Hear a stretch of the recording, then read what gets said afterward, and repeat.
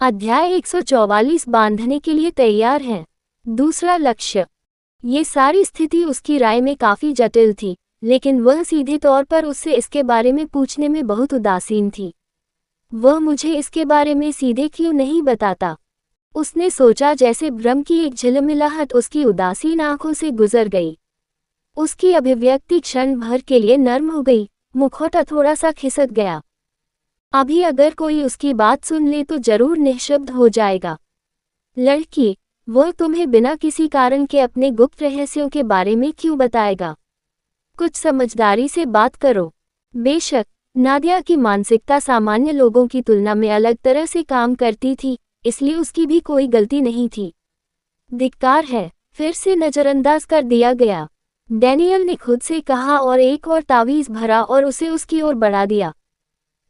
एक और शब्द और मैं तुम्हारी जीभ काट दूंगी, नादिया ने कपकपा देने वाली ठंडी आवाज में धमकी दी, जैसे ही उसका हाथ सीधा हो गया। उसकी आंखें बर्फीली थीं, उसके स्वर में संदेह की कोई गुंजाइश नहीं थी। गल्प। डैनियल को हत्या के असली इरादे का एहसास हुआ और उसने तुरंत अपना मुंह बंद कर लिया। इसके बाद उसे परेशान करने और उकसाने की उसकी हिम्मत नहीं हुई। उसने घबराकर चारों ओर देखा। उसके माथे पर ठंडा पसीना रोशनी के नीचे चमक रहा था। वह सचमुच उसकी जीभ काट सकती है। हालांकि वह बाद में अमृत का उपयोग करके इसे ठीक कर सकता था, लेकिन ये बहुत दर्दनाक होगा, और वह अमृत से भरा हुआ भी नहीं था। आपातकालीन स्थिति के लिए उसके पास केवल एक ही अमृत था। बताने की जरूरत नहीं। उसे याद आया कि द्वंद्व के दौरान उसने अल्फांसो को कैसे प्रताड़ित किया था। बेचारा आदमी, शायद उसे अभी भी महिलाओं से डर लगता है।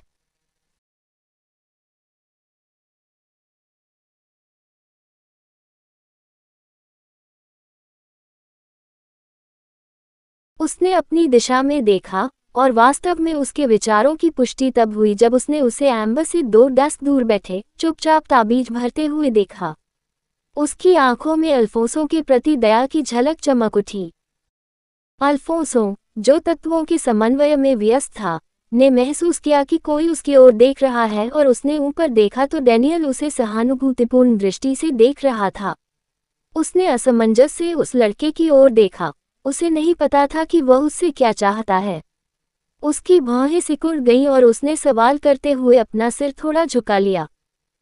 कोई बदलाव न देखकर उसने भी डैनियल को नजरअंदाज कर दिया और ताबीज पर काम करने के लिए वापस चला गया। वह 2 अलग अलग तत्वों के संतुलन को संतुलित करने के सिद्धांतों का पता लगाने के करीब था। उसने असमंजस से उस लड़के की ओर देखा। उसे नहीं पता था कि वह उससे क्या चाहता है। उसकी भौहें सिकुड़ गईं और उसने सवाल करते हुए अपना सिर थोड़ा झुका लिया। कोई बदलाव न देखकर उसने भी डैनियल को नजरअंदाज कर दिया और ताबीज पर काम करने के लिए वापस चला गया। वह 2 अलग अलग तत्वों के संतुलन को संतुलित करने के सिद्धांतों का पता लगाने के करीब था। आखिर उसके मन में क्या था यह अज्ञात था। वे बुरा नहीं कर रहे हैं, बल्कि काफी सभ्य कर रहे हैं। विशेषकर प्रशिक्षण और समन्वय के दौरान वे जो स्तर और प्रगति कर रहे हैं, प्रभावशाली, जैसा कि 5 प्रमुख कुलों की प्रतिभाओं से अपेक्षित था। सिगफोर्ड ने चुपचाप किनारे से सब कुछ देखा। वह प्रशिक्षण के दौरान उनकी बढ़ने की क्षमता से विशेष रूप से प्रभावित हुए। उनकी आंखें कमरे में घूम रही थीं और प्रत्येक छात्र की प्रगति को गहरी दिलचस्पी से देख रही थीं। यह उनके लिए बिल्कुल स्पष्ट था कि वे सभी इसे मजबूर करने या तरीकों से परेशान न होने के बजाय इसके पीछे की अवधारणा और सिद्धांत को ठीक से सीखने और समझने की कोशिश कर रहे थे। अगर उन्हें कहना होता, तो शायद यह उन कुछ चीजों में से एक थी जो एक प्रतिभा को एक आम व्यक्ति से अलग करती थी। अल्फांसो ने भी उसे अपने दृढ़ संकल्प से काफी संतुष्ट किया था जब उसने एम्बर से तकनीक और विधि सीखने से सीधे इनकार कर दिया था, जिसने इसे पहले ही समझ लिया था। औजारों में एम्बर की प्रतिभा संभवतः समूह के बच्चों में सबसे अधिक थी। उसके बाद गंदे मुंह वाला गूंगा दिखने वाला लड़का और मिस्टिक पर्च कबीले की लड़की थी। ऐसा लग रहा था कि वे भी अच्छा कर रहे हैं। हालांकि उन्होंने एक साथ बहुत अधिक समन्वय नहीं किया था, फिर भी वे दोनों अच्छी गति पर थे और संभवतः जल्द ही संतुलन की अवधारणा को समझ लेंगे। उसके बाद पौराणिक प्रकाश तत्व वाली सुनहरे बालों वाली लड़की एवलिन थी। वह एक प्रतिभाशाली महिला थी। वह जो भी प्रयास करती उसमें काफी सुधार होता और वह इसे पूरी तरह से करने के बहुत करीब थी।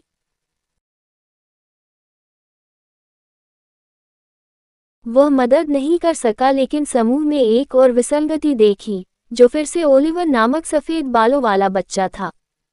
वह एक विशेषज्ञ की तरह अपने एस्पेरा को नियंत्रित करता था और आसानी से एस्पेरा को संतुलित भी कर देता था, लेकिन अंत में जब ये पूरा होने के बेहद करीब होता था तो वह सब कुछ नष्ट कर देता था और संतुलन खो देता था। हर बार अंतिम क्षण तक उनकी हरकतें सुंदर और सटीक थीं। वह जानबूझकर ऐसा कर रहा है। सिगफोर मूर्ख नहीं था। वह बता सकता था कि ओलिवर मजाक कर रहा था और उसने पहले ही अवधारणा को अच्छी तरह से समझ लिया था ताकि इसे संतुलित किया जा सके। यह कोई संयोग नहीं था कि वह ऐसा कर रहा था। यदि एक बार ऐसा हुआ होता तो उसे इस पर विश्वास हो जाता। यदि ये 2 बार हुआ होता तब भी वह इस पर विश्वास करता। यदि ये 3 बार हुआ तो भी वह इस पर विश्वास करता। लेकिन अब तक एक ही चीज को लगातार 9वीं बार घटित होते देखकर सिगफोर को 100% यकीन हो गया था कि यह सफेद बालों वाला बच्चा संभवतः बेवकूफ बना रहा था। या तो उस सुनहरे बालों वाली लड़की के साथ बेवकूफ बनाना या बिना किसी परवाह के बस समय गुजारना। जो भी हो, एक बात स्पष्ट थी, ओलिवर भी इसके पीछे की वास्तविक अवधारणा को समझने में कामयाब रहा था। अरे देखो ओलिवर, मैं इसे पूरा करने में कामयाब रहा। एवलिन ने अपने बगल में झपकी ले रहे लड़के को बुलाया। अचानक शोर के कारण ओलिवर जाग गया। अभी वो काफी ऊब गया था, इसलिए उसे सिर हिलाने के बाद और अपने जल युक्त एस्पेरा के साथ कई ताबीज भरने के बाद वह सो गया। उसकी आंखें खुली की खुली रह गईं, उसके होठों पर हल्की सी मुस्कान तैर गई। जहां तक उसकी अपनी ट्रेनिंग का सवाल है, वह पहले से ही इसका समाधान ढूंढने में कामयाब रहा और उसे दिखाया। कुछ संकेत देकर वह सोने चला गया, लेकिन उसकी उत्तेजित चीख से उसकी नींद खुल गई क्योंकि वह भी संतुलन बनाने में कामयाब रही। बढ़िया, उसने हल्के से ताली बजाए, आखिरकार आपने भी ऐसा कर दिखाया। तो फिर क्या आप ये निर्णय लेने से पहले कुछ समय आराम करना चाहेंगे कि हमारे तत्वों के संयोजन से क्या बनाया जाए? वास्तव में, उसने कहा जब उसकी आंखों में एक थका हुआ भाव दिखाई देने लगा, मुझे लगता है कि मैं बस थोड़ी देर आराम कर लूंगी। उसके कंधे झुक गए और उसने अपनी आंखें मली। नीचे काले घेरे दिखाई दे रहे थे। उसकी आंखों के नीचे स्पष्ट रूप से काले घेरे थे और उसके बाल भी अच्छी स्थिति में नहीं थे। अब जब उसका काम पूरा हो गया तो वह अस्त-व्यस्त दिख रही थी। ये बिल्कुल स्पष्ट था कि वह एक बार भी नहीं रुकी और वांछित परिणाम प्राप्त करने के लिए खुद को मजबूर करती रही। ओलिवर ने सिर हिलाया और छत की ओर देखते हुए डेस्क के सामने झुक गया। डेस्क की ठंडी सतह उसकी पीठ पर दब गई, जिससे उसे क्षणिक राहत मिली। वे अब तक 30 घंटे से अधिक समय तक बिना किसी रुकावट के इस पर काम कर चुके हैं। एवलिन बेहद मेहनती थी। वह कार्य पूरा होने तक उसे करने से पीछे नहीं हटती थी। वह यूं ही मुख्य नायिका नहीं थी। उनकी एकाग्रता अद्भुत थी। उसने दूसरों को देखने के लिए इधर-उधर नजर दौड़ाई, लेकिन कोई नहीं मिला। वे शायद अब तक सिगफोर नामक बुजुर्ग द्वारा व्यवस्थित किए गए कमरों में सो रहे थे। वे आराम करते और आते और फिर वापस जाकर आराम करते।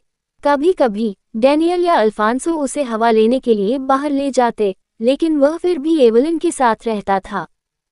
बिना किसी के अकेले काम करने के विचार से उसे दया आ गई। उसके अकेले संघर्ष की छवि उसके दिल की धड़कनों को छू गई।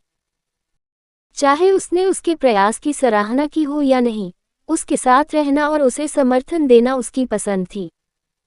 ठीक है, अब अंतिम चरण लागू करने का समय आ गया है, उसने थकी हुई लड़की को देखते हुए मन ही मन सोचा, जो अब डेस्क पर झुकी हुई थी। 1 या 2 घंटे के बाद वह अपने आप उठी और क्षणिक भ्रम के साथ इधर-उधर देखने लगी, इससे पहले कि उसके दिमाग में यह एहसास आया। उसे तुरंत याद आया कि वह कहाँ थी और वे क्या कर रहे थे। फोकस में वापस आने से पहले उसकी आंखें कुछ देर के लिए चौड़ी हो गईं। वह मुड़ी और उसने देखा कि ओलिवर भी उसे देख रहा है। वह थोड़ा मुस्कुराया और एक ताबीज पकड़े हुए हाथ उठाया। आप तैयार हो? उसने मनोरंजन के संकेत के साथ पूछा। मैं हूँ।